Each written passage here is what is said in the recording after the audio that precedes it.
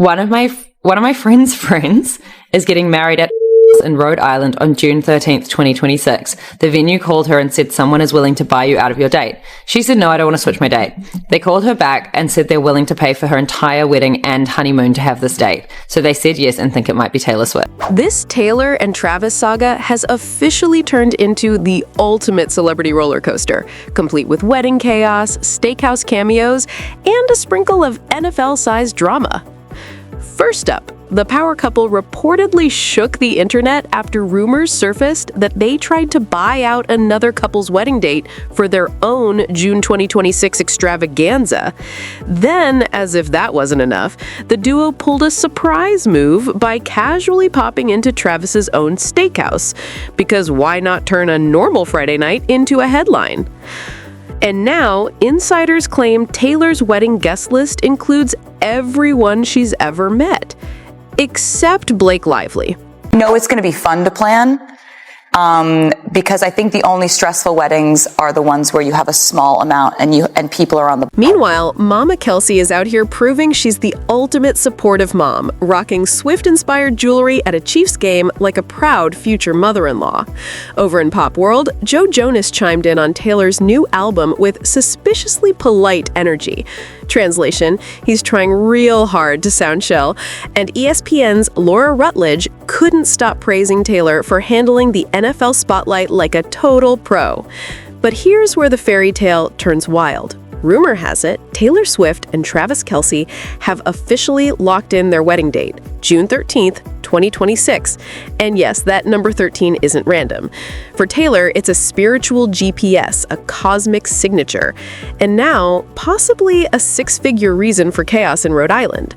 According to whispers, a random couple had already booked their dream venue for that same date when they were politely approached with an offer that sounds straight out of a rom-com plot, a fully paid $150,000 wedding and a luxury honeymoon in exchange for their date. Basically, congrats on your engagement. Mind if we take your venue and your entire vibe? Now, internet sleuths are in full detective mode. Some insist the mystery venue is The Breakers, a 70-room Vanderbilt mansion made for champagne wishes and billionaire dreams. Others swear it's the Ocean House Hotel, conveniently steps away from Taylor's $17 million summer cottage. And, of course, Rhode Island locals are already gossiping. My cousin's friend's hairdresser totally knows the couple who got the offer. Classic small-town chaos, Swiftie edition. One of my friend's friends is getting married at in Rhode Island on June 13th, 2026. The venue called her and said someone is willing to buy you out of your date. She said, no, I don't want to switch my date. They called her back and said they're willing to pay for her entire wedding and honeymoon to have this date. So they said yes and think it might be Taylor Swift. June 13th is the only 13th that falls on a Saturday, and it's near her house in Rhode Island. And obviously 13 is her lucky number. Naturally, the internet has gone full CSI Swift edition. Fans quickly noticed that the engagement announcement came exactly 13 days after Taylor's podcast cameo with Travis. Because, let's be honest, numerology never sleeps in Swiftland. Even Travis got in on the symbolism, joking that his number 87 and her 13 add up to 100. A perfect match, he said. Adorable.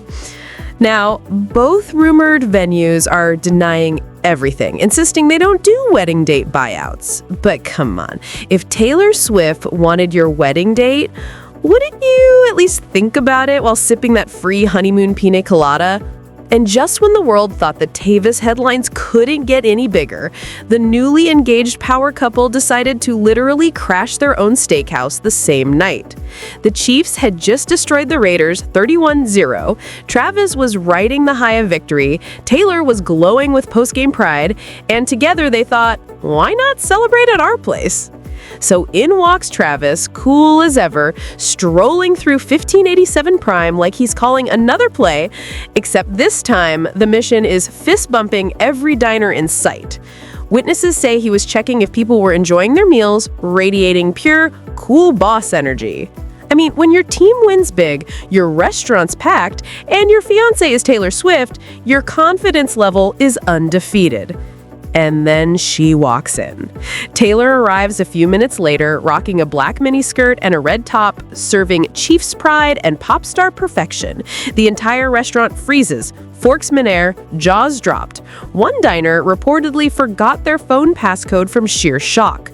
The couple even stopped for fan selfies, with Travis playing designated selfie taker, because even global icons have that one partner who just gets the angles right. Sources say Patrick and Brittany Mahomes joined in too, turning dinner into an impromptu Chiefs victory after party. Now, while Tay and Trav are serving filet mignon and couple goals out front, behind the scenes, wedding prep is entering superstar mode. Word is, Taylor's leaving nothing to chance, especially when it comes to drama. She's reportedly planning to invite almost everyone she's ever met just to keep the peace. Think of it less as a wedding and more as the Met Gala meets the Grammys meets a family reunion, with better lighting. Insiders say she's going for a no-drama guest list strategy. Invite everyone, exclude no one, and dodge the internet's conspiracy radar entirely.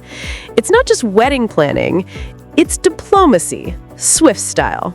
I know it's going to be fun to plan, because I think the only stressful weddings are the ones where you have a small amount and people are on the bubble. Yeah. Right? Yes. And you have to evaluate or assess your relationship with them to see if they should be there. Yeah. But apparently there's one name that didn't make the cut. Blake Lively. Yep, that one stings.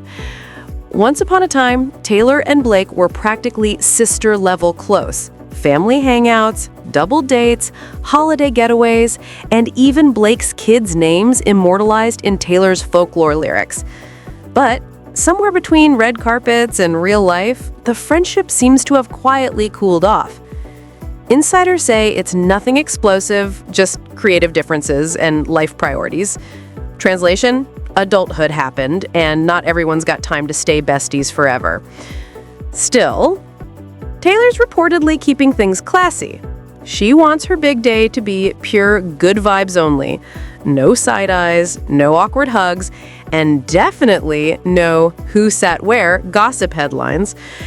In true Swift style, she's going all out with an everyone's invited peace strategy, pulling names from every corner of her life. Old collaborators, industry pals, even long-lost friends to make sure the energy stays light, loving, and drama-free.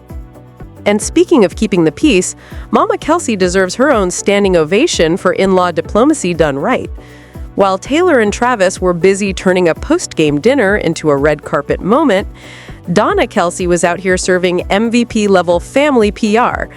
At Sunday's Chiefs-Raiders game, she showed up draped in family pride, rocking a cap from Kylie Kelce's sold-out merch line, the cheekily named "No Business Being Here" dad hat.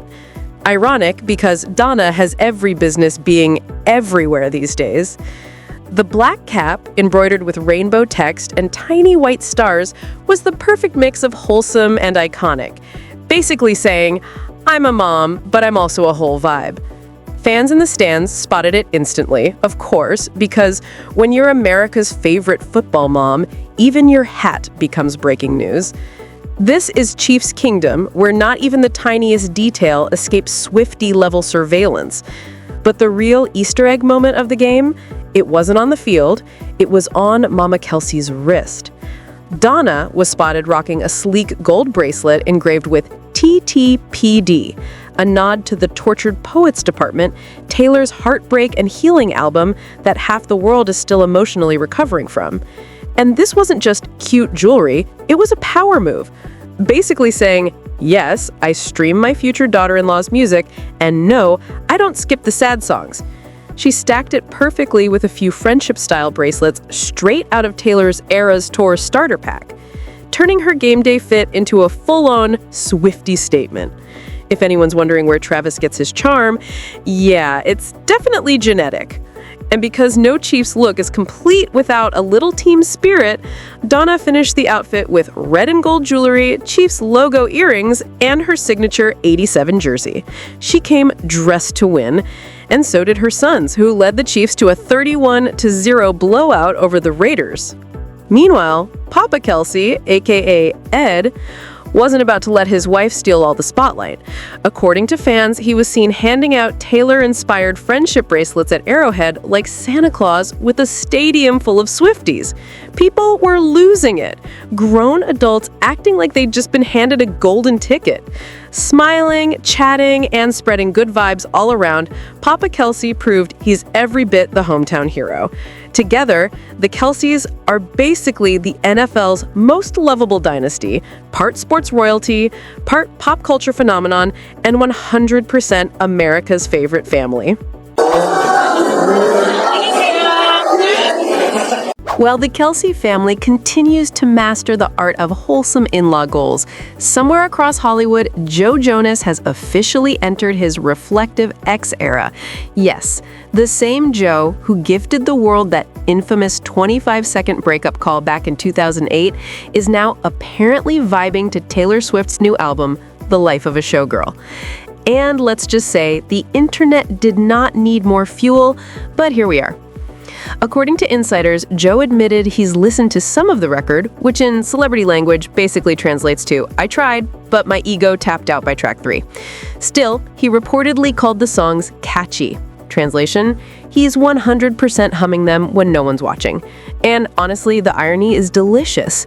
This is the same guy who once inspired an entire Taylor Swift heartbreak trilogy, and now he's out here publicly complimenting her glow-up era. Taylor's out dropping Grammy-level hits, Travis is out serving touchdowns and filet mignon, and Joe, he's politely reviewing albums in interviews. Of course, Swifties haven't forgotten. The fandom's already joked that Joe should thank the stars she didn't write The Life of a Showgirl about him. Still, credit where it's due, growth looks good on Joe. Even if, once again, Taylor's the one getting the last laugh. And just when you thought her biggest flex this week was turning ex-boyfriends into album reviewers, the NFL decided to pull Taylor Swift right into a whole new arena. Literally. Apparently, some diehard football fans still can't handle the fact that their sacred Sunday turf now comes with a glittery sprinkle of Swifties in the stands. Newsflash, your team didn't lose because someone in row 5 was wearing a Karma is my tight end hoodie. But here's the kicker. ESPN's Laura Rutledge isn't having any of it.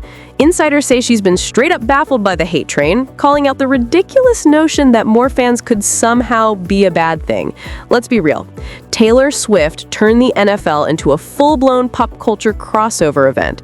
Ratings are soaring, merch is flying off the shelves, and somewhere out there, a teenage Swiftie just learned what a third down actually means. That's not a problem. That's progress. Still, a few old-school purists are acting like Taylor personally swapped their playbook for a glitter journal. They're grumbling that the Chiefs have become the NFL's teacher's pet, hinting that refs might be giving them extra love just because Miss Americana is up in the VIP suite. Sure, blame the pop star for your team's penalties, because clearly it's not your quarterback's fault he can't complete a pass.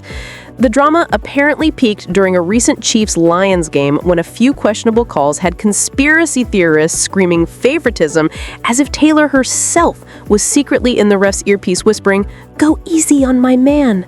Honestly, if Taylor had that kind of power, Travis would be scoring touchdowns to Cruel Summer every single drive. That's all for this video, folks. Until next time, keep your jerseys clean, your playlists updated, and remember, in this league, love and football are officially teammates.